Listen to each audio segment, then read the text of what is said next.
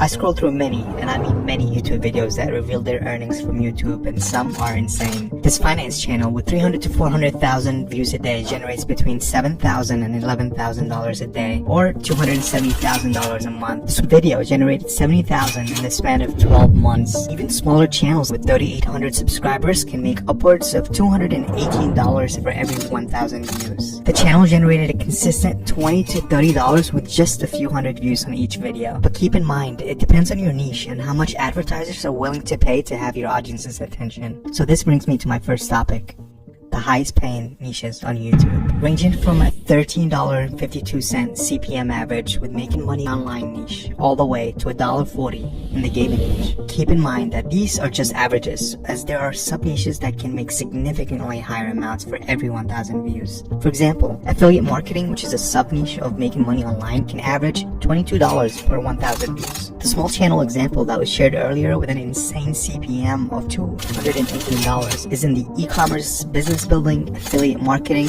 and finance space, all of which are extremely high paying. With that said, pick your niche carefully.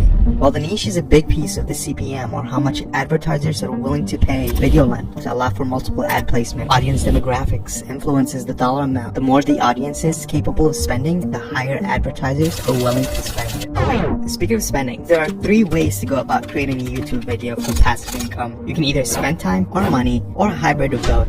For individuals that have a lot of time, it may make a lot of sense to spend a couple of bucks on an editing platform such as Adobe Premiere or Final Cut Pro, and leverage YouTube as a free resource to start learning how to edit and create super engaging content. If you don't have a lot of time, but have capital, then you might be able to automate using sources other than yourself. Websites like Upwork and Fiverr have thousands of freelancers that have listings for all aspects of the video creation process: voiceover, thumbnail creation, video editing, and SEO optimization for as little as $5 and as high as $1,000. But remember, you can do all this on your own because no one will be able to tell your story the way you do. This brings me to my last approach, the hybrid method. Mastering different skills with time and outsourcing things to specialists that might be able to deliver higher quality than what you can for now, because all it takes is one video. This brings me to the highly debated question of, is it quality or quantity that matters for YouTube channels, and start raking in the views. While the majority of channels take years and a large count of videos to get picked up by the YouTube algorithm, this is all results of content creators getting better and better through consistent effort and repetition.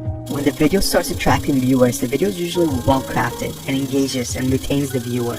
With that said, quality always wins. There are examples of channels posting their first thoughtfully executed video that led to monetization. There are also examples of channels that post once every 6 months and still manage to get millions of views, because subscribers know when a video is posted by said creator, it will be high value content, and new viewers that see the videos stick around because they see value in it. You might be thinking at this point, what is a high quality video? What is YouTube looking for? And the answer to that is very simple. No one knows how the algorithm works. All we can do is speculate by looking at patterns and listening to people that have done it for years and years. And with that, what better person to look at than the most successful creator on the platform, Jake Paul.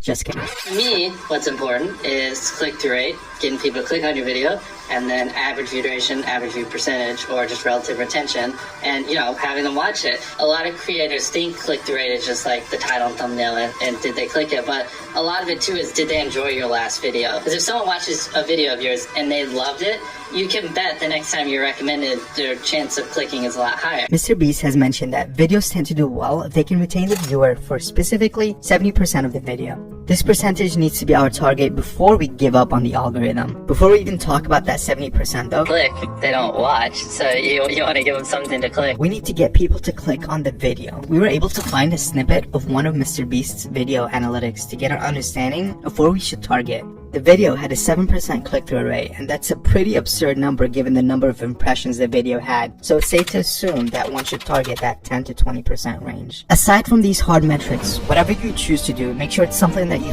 find interesting, you enjoy doing, enjoy learning about, because remember, no one on YouTube is an expert at anything, but the most successful ones are the ones that have passion, curiosity for the things they share. I'm about to count to 100, 7,000. We'll take this one step further and use this video as a test to confirm the above theories. If you look at this channel, you'll notice that this is the only video posted, and we'll collectively see how far it will go together given its retention, click-through rate, and overall viewer engagement. I'll share the results with you all in 2 to 3 weeks time, so be sure to subscribe to follow along for the journey, and comment to let me know your thoughts on quality versus quantity, as the first 3 months of revenue from this video will be going to 5 people that's supported by commenting and subscribing.